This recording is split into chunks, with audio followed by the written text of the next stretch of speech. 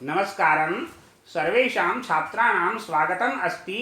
अद्य वयं स्नातकद्वितीयवर्षस्य कक्षायां प्रथमप्रश्नपत्रे अभिज्ञानशाकुन्तलं नामधेयं नाटकस्य द्वितीयो अंकः पठिष्यामः। नमस्ते विद्यार्थियों, पिछले वीडियो में हमने अभिज्ञान शाकुंतलम नाटक के द्वितीय अंक के कुछ श्लोक पूर्ण कर लिए थे। अब यहाँ पर थोड़ा सा गद्य है, गद्य की ओर अग्रसर हो रहे हैं। उभौ दोनों शिष्य जो है ऋषि कुमार, उभौ दोनों, उपगम्य समीप जाकर, और समीप जाकर उपगम्य समीप जाकर, विजयस्व राजन, विजयस्व राजन, हे राजन आपकी विजय हो। ये यहाँ पर उनको राजा को आशीर्वाद दे रहे हैं। उपगम्य, उपगम्य उपसर्ग गम धातु और प्रत्यय उपगम्य, विजयस्व सेवस्व, कौन सा लकार है? लोट लकार, मध्यम पुरुष एक वचन है ना, विजयस्व। ठीक है, तो यहाँ पर उपगम्य विजयस्व राजन, तो हे राजन, दोनों पास जा पहुंच कर कहते हैं महाराज आप विजयी होने, ऐसा वो आशीर्वाद देते हैं। तो राजा क्या कह रहे हैं? आसनद उत्थाय, आसनाद उत्थाय, आसन से उठ करके, आसनात उत्थाय, उत्थाय उत उपसर्ग है, स्था धातु है और ल्यप प्रत्यय है। आसनाद उत्थाय, आसन से उठ करके, अभिवादये भवन्तौ, मैं आप दोनों का अभिवादन करता हूँ, आप दोनों को प्रणाम करता हूँ, आप दोनों का स्वागत करता हूँ। अभिवादये भवन्तौ, तो उभौ दोनों कह रहे हैं स्वस्ति भवते इति फलान्युपहरतः, आपका कल्याण हो। स्वस्ति भवते अस्तु, स्वस्ति भवते अस्तु, आपका कल्याण होवे। इति ऐसा कहकर, फलानि उपहरतः, फल उन्हें प्रदान करते हैं, राजा को फल प्रदान करते हैं। राजा कहता है सप्रणामं परिग्रह्य, सप्रणामं प्रणाम सहित प्रणाम करके, परिग्रह्य और ग्रहण करके, आज्ञापयितुम इच्छामि, मैं आपकी आज्ञा सुनना चाहता हूँ, मुझे आज्ञा प्रदान कीजिए। देखिए यहाँ पर राजा जो है आसन से उठकर जो है उठ रहे हैं, यानी उन दोनों को आदर सम्मान दे रहे हैं क्योंकि वे ऋषि कुमार हैं। ठीक है, इसलिए आसनाद उत्थाय। फिर उसके पश्चात आप दोनों को प्रणाम करता हूँ, आप दोनों को उभौ अभिवादये, मैं आप भवन्तौ अभिवादये, आप दोनों को प्रणाम करता हूँ, राजा ऐसा कहता है। तो राजा के ऐसा कहने के पश्चात यहाँ पर जो दोनों, आपका कल्याण हो, उन्होंने कहा स्वस्ति भवते, आपका कल्याण हो, ऐसा कहकर फलानि उपहरतः, कहकर फिर उपहार देते हैं, उपहार देते हैं। उपहार में क्या देते हैं उन्हें? फल में, फल उपहार देते हैं, फल को उपहार स्वरूप प्रदान करते हैं, आपका कल्याण हो, ऐसा कह देते हैं। स्वस्ति नमः स्वाहा स्वधा अलम वशट योगाच्च, नमः स्वस्ति स्वाहा स्वधा वशट योगाच्च चतुर्थी विभक्ति का प्रयोग होता है, इसलिए भवते आया है। जिसके प्रति स्वस्ति आदि का प्रयोग हो उसमें चतुर्थी विभक्ति होती है। आदरणीय व्यक्ति मिलते समय उसे उपहार में फल दिया जाता है। इसी का विकास आगे रिश्वत के रूप में हुआ है। आजकल हम किसी बड़े आदमी से मिलने जाते हैं, अधिकारी वर्ग से अपना काम निकालने जाते हैं, तो ये आजकल गलत परंपरा चल पड़ी है, लेकिन पहले ऐसा नहीं था। पहले आदरणीय व्यक्ति से मिलते समय उसे उपहार के रूप में फल दिया जाता था, आजकल फल नहीं देते हैं। तो अब लेने वाले को, हाँ चलिए अब इस विषय पे चर्चा नहीं करते हैं, थोड़ा अगला देख लेते हैं। देखिए सबसे पहले एक बात और आती है यहाँ पर, तो राजा जो है प्रणाम करके, प्रणाम पूर्वक उनसे क्या कहता है?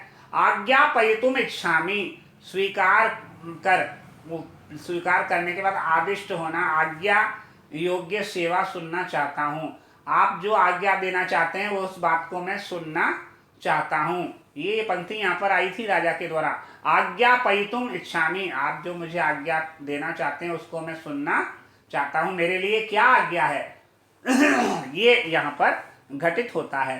तो अब वो दोनों उनको आज्ञा क्या दे रहे हैं, क्या कह रहे हैं? उभौ तत्र भवतः कण्वस्य महर्षेर सा असानिध्या रक्षांसि न इष्ट उत्पादय गति तत् कतिपय रात्रं सारथी द्वितीयेन भवता सनाथी क्रियताम आश्रम इति। राजा अनुग्रहितो अस्मि विदूषकः अपवार्य। देखिए यहाँ पर एक विशेष बात कही गई है, और विशेष बात क्या है, दोनों जो है वो एक प्रार्थना कर रहे हैं राजा से। उभौ तत्र भवतः आदरणीय, कौन तत्र भवतः आदरणीय? कण्वस्य महर्षेः, आदरणीय महर्षि कण्व की असानिध्या, उपस्थित नहीं होने के कारण, आदरणीय महर्षि कण्व जी के यहाँ उपस्थित नहीं होने के कारण रक्षांसी, राक्षस जो गण हैं, न इष्ट विघ्न उत्पादयति, हमारे तपस्या के कार्य में विघ्न उपस्थित कर रहे हैं। क्या है? उभौ तत्र भवतः कण्वस्य महर्षेः असानिध्यात् रक्षांसि न इष्ट विघ्न उत्पादयन्ति, यानी हमारे तपस्या के कार्य में विघ्न उपस्थित कर रहे हैं राक्षस गण, क्योंकि महर्षि कण्व का यहाँ पर सानिध्य नहीं है, कण्व यहाँ पर उपस्थित नहीं है। उनकी अनुपस्थिति के कारण राक्षस गण हमारे न इष्ट विघ्न उत्पादयति, हमारे कार्य में विघ्न उपस्थित कर रहे हैं। तत्कतिपय रात्रम सारथी द्वितीयेन भवता सनाथी क्रियताम आश्रम इति। अतः आप तत्कतिपय रात्रम, कुछ रातों तक, सारथी द्वितीयेन, अपने सारथी के साथ, भवता आप, सनाथी क्रियतम आश्रम इति, आप इस आश्रम को सनाथ कीजिए। इस आश्रम में यहाँ पर कुछ समय, कुछ रात्रि यहाँ पर बिताने की कृपा कीजिए, क्योंकि आप अगर यहाँ पर कुछ समय बिताएंगे तो हमारी राक्षसों से रक्षा भी हो पाएगी। तो दोनों, वो ये कहते हैं, श्रीमान महामुनि कण्व की अनुपस्थिति के अभाव में राक्षस हमारे यज्ञ में विघ्न उपस्थित करते हैं, इसलिए प्रार्थना है आपसे कि कृपया कुछ कतिपय रात्रम, कुछ दिन सारथी के साथ, द्वितीयेन केन सारथी के साथ आप आश्रम को सनाथ कीजिए, आश्रम को सनाथ कीजिए, आश्रम पर कृपा कीजिए, यहाँ पर कुछ रात्रि, कुछ दिन बिताकर हमारे यहाँ पर हमारी रक्षा कीजिए राक्षसों से, क्योंकि वे हमारे तपस्या के कार्य में विघ्न बाधा पहुंचा रहे हैं। ऐसा उन्होंने कहा। तो राजा ने इसके उत्तर में क्या कहा? अनुगृहीतो अस्मि, मैं बहुत आपका कृतज्ञ हूं कि आपने मुझे इस योग्य समझा। तो विदूषक कह रहे हैं, क्या कह रहे हैं? एष इदानीम अनुकूले अभ्यर्थना, ये आपके मन के अनुकूल ही इन्होंने प्रार्थना की है। एष इदानीम, इस समय, एष अनुकूलते अभ्यर्थना, यानी आपके प्रति ये जो इन्होंने याचना की है, यह याचना आपके मन के ही अनुकूल की है, क्योंकि आप यहाँ पर रुकना चाह रहे थे और इन्होंने स्वयं ही आपको यहाँ पर रुकने के लिए निमंत्रित कर दिया है। तो आपके द्वारा चाही गई इच्छा स्वयं ही पूर्ण हो रही है, ऐसा वो कह रहे हैं। कौन कह रहे हैं? ये यहाँ पर कुछ, यहाँ पर तो इन्होंने सबसे पहले ये उनको निमंत्रित किया है। दोनों ने क्या कहा कि कण्व महामुनि की अनुपस्थिति के अभाव के कारण राक्षस हमारे यज्ञ में विघ्न उपस्थित कर रहे हैं, इसीलिए प्रार्थना है आपसे, कृपया कुछ दिन सारथी के साथ आप आश्रम में रहने की कृपा कीजिए, जिससे हमारे विघ्न रहित कार्य हो संपादित हो सके। दो व्यक्तियों का एक ही बात साथ साथ करना नाटक में अस्वाभाविकता लाता है। दोनों घर से एक ही बात रटकर चले थे, ऐसा प्रतीत होता है। रक्षांशी में राक्षस वाचक राक्षस शब्द नपुंसक लिंग है, ठीक है। और यहाँ पर एक विशेष बात जो है वो क्या है, मैं आपको बताता हूँ। वो ये है कि यहाँ पर राजा मैं कृतज्ञो अस्मि, मैं कृतज्ञो अस्मि का मतलब है मैं कृतज्ञ हूँ कि आपने मुझे इस योग्य समझा। और विदूषक तो ये कह रहे हैं चुपके से अपवार्य, एक दूसरी तरफ हाथ करके ताकि उनको सुनाई नहीं पड़े ऋषियों कुमारों को, चुपके से क्या कह रहे हैं, आपके प्रति यह प्रार्थना इस समय आपके मन के अनुकूल ही की गई है प्रार्थना, ये उन्होंने बताना चाह रहा, अभ्यर्थना यानी प्रार्थना। ठीक है। अपवार्य का मतलब है अपवारित क्रिया करने के अर्थ में है, यानी अपवारित रहस्य का प्रकाशन मुंह फेर कर करना होता है, उसे अपवारित कहते हैं। ठीक है, जो और दूसरे को सुनाई न पड़े। तो राजा कह रहे हैं यहाँ पर सस्मितम कृत्वा, राजा मुस्कुराकर कहते हैं हे रैवतक मद वचनादुच्यताम सारथी सबाणासनम रथम उपस्थापयेत इति।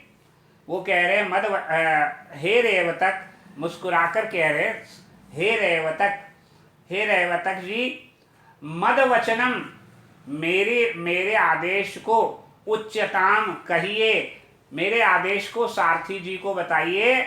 और क्या बताइए, सबाणासनम रथम उपस्थापयेत, धनुष बाण सहित रथ यहाँ पर उपस्थित करे, यानी मद वचनम उच्चताम सारथी सबाणासनम रथम उपस्थापयेत। इसका तात्पर्य है कि है रेवतक जी सारथी जी को धनुष बाण सहित रथ यहाँ पर उपस्थित करने के लिए कहिए। तो दवारिक जो कहते हैं यद्देव आज्ञा पैती, जैसी महाराज आज्ञा देते हैं, जैसी महाराज की आज्ञा, इति निष्क्रांत है, ऐसा कहकर दोनों निकल जाते हैं। क्या ऐसा कहकर वो द्वारिक जो है दवारिक वो निकल जाता है जिसका नाम रेवतक था। उभौ दोनों, सहर्षम दोनों हर्ष के साथ। अब दोनों हर्ष के साथ, दोनों हर्ष के साथ क्या मतलब, यहाँ पर राजा जो है मुस्कुरा क्यों रहे हैं, रेवतक सारथी को मेरा आदेश बता दो कि धनुष के साथ रथ को यहाँ पर उपस्थित करे मेरे सम्मुख। तो यहाँ पर जो एक विशेष बात यह है, मुस्कुरा इसलिए रहे राजा क्योंकि उनके मन के अनुकूल जो है कार्य हो रहा है। तो यहाँ पर मुस्कुराने का कारण विदूषक के द्वारा मन की बात ताड़ जाना है। रेवतक द्वारपाल का नाम है, वचनात् में पंचमी जो है ध्यान देने योग्य है। और द्वारपाल जैसी महाराज की, यद देव आज्ञा पैती, जैसी महाराज की आज्ञा, यह कहकर बाहर चले जाता है, निकल जाता है। और उसके बाद वापस जब होता है तो दोनों हर्ष के साथ, अब हर्ष के साथ क्या, वह यहाँ पर एक प्रार्थना मान ली गई है। अतः ऋषि कुमार अत्यंत प्रसन्न हर्ष व्यक्त करते हैं, हर्ष यानी प्रसन्नता व्यक्त करते हैं अपने। अब यहाँ पर एक श्लोक आ जाता है, इस श्लोक को हम पूर्ण कर लेते हैं। श्लोक संख्या 16 आ रहा है। अनुकारिणी पूर्वेशाम युक्त रूपम इदं त्वयि आपन्ना भय सत्रेषु दीक्षिताः खलु पौरवाः। वापस से देखेंगे, अनुकारिणी पूर्वेशाम युक्त रूपमिदं त्वयि आपन्ना भय सत्रेषु दीक्षिता खलु पौरवाः। ये छोटा सा श्लोक है अनुष्टुप छंद का, मैंने आपको पढ़ दिया है। अब हम इसको समझ लेते हैं क्योंकि श्लोक समझेंगे अच्छे से आ जाएगा। अपने पूर्व पुरुष यानी पूर्वेशाम, पूर्व पुरुष यानी कौन होते हैं, हमारे पूर्वज।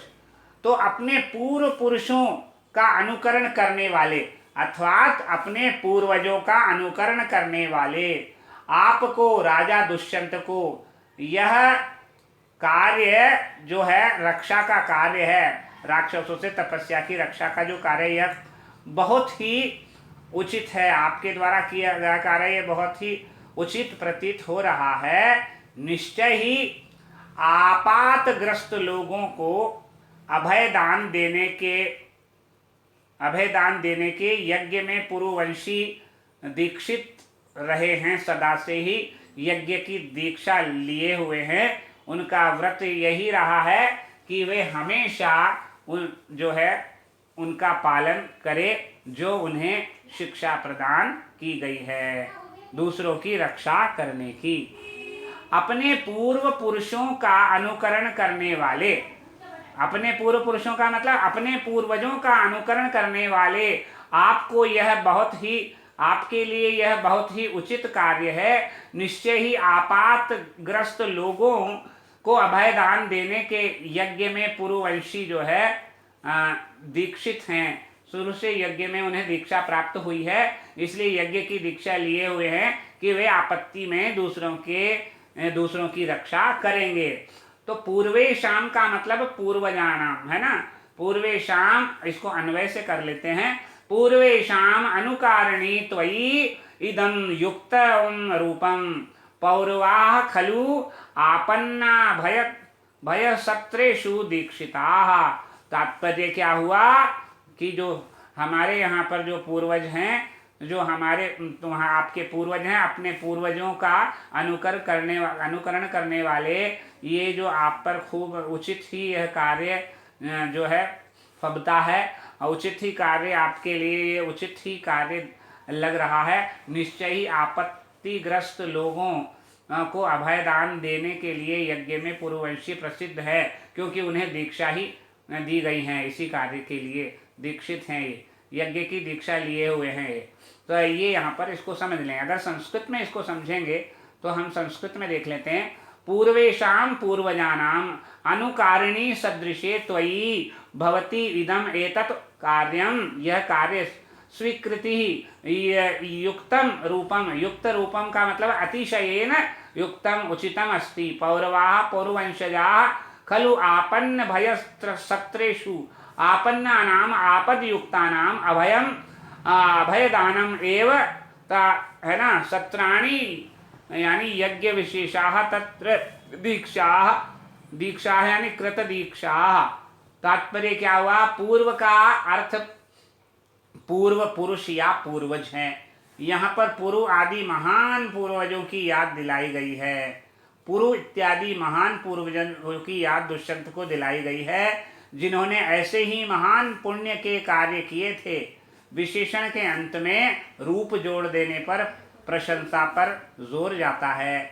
यहाँ युक्त रूपम में इदम प्रार्थना की स्वीकृति रूप पुण्य कार्य के लिए है। आपन्न जो शब्द आया है आपत्ति युक्त व्यक्ति के लिए है। धातु से युक्त प्रत्यय लगने पर यहाँ पर कृत प्रत्यय जुड़ गया। आपन्न, आपन्न यानी यहाँ पर आ उपसर्ग पद धातु और कृत प्रत्यय जुड़ गया है। ठीक है। चरित्र रूप शौर्य दान और ये पवित्रता आदि से दुष्यंत पूर्वजों के अनुयायी अनुकारी कहे गए हैं। जैसे पूर्वजों ने ऋषियों की सहायता कर पुण्य अर्जित किया था, वैसे ही हमारी प्रार्थना स्वीकार करके आपने ऐसा कार्य किया है, पुण्य प्राप्त किया है, यह भाव है। यज्ञ से पहले ये यहाँ पर स्पष्ट बात से हो गया है। यज्ञ के कार्यों को निर्विघ्नों से रक्षा करके आपने भी जो है इस प्रकार के अपने पूर्वजों के समान पुण्य प्राप्त कर लिया है। यहाँ पर ये समझना अनुष्टुप छंद है, पहले बता जा चुका। अच्छा, यहाँ पर अलंकार को देख लीजिए, इसके बाद हम इस वीडियो को यहीं समाप्त करेंगे। प्रस्तुत श्लोक में अनुष्टुप छंद है और अलंकार रूपक, काव्यलिंग और अर्थांतर न्यास अलंकार है। कौन कौन से अलंकार है? रूपक, काव्यलिंग और अर्थांतर न्यास अलंकार है तथा अनुष्टुप छंद है। आज के वीडियो को हम यहीं समाप्त करते हैं। अगले वीडियो में आपसे फिर भेंट होगी। तब तक के लिए नमस्कार, धन्यवाद।